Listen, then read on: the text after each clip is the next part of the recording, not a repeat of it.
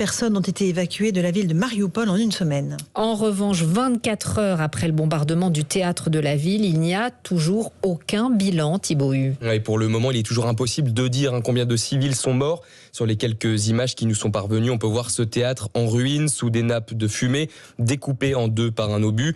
Et selon le parquet général d'Ukraine, des blessés ont déjà pu être identifiés, notamment des enfants, ceux qui ont réussi à s'extirper des décombres.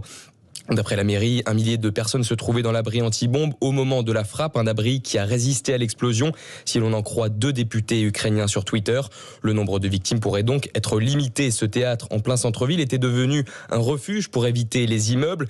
Des familles de Mariupol s'étaient installées à l'intérieur, dans le hall et le premier étage. Et sur des images satellites, on peut même voir le mot « enfant » écrit au sol, devant et derrière le bâtiment, en immenses lettres blanches. Et à l'est, Thibaut, les bombardements se poursuivent, notamment près de Kharkiv. Ouais, c'était ce matin à Merefa, à 30 km de Kharkiv. Une frappe d'artillerie a fait 27 morts, 25 blessés, dont 10 dans un état grave. Une école et un centre culturel ont été éventrés par l'explosion, dévastés par les flammes, a annoncé le parquet régional. À Kharkiv, les bombardements n'ont jamais cessé. La deuxième ville d'Ukraine assiégée, pilonnée depuis le début du conflit.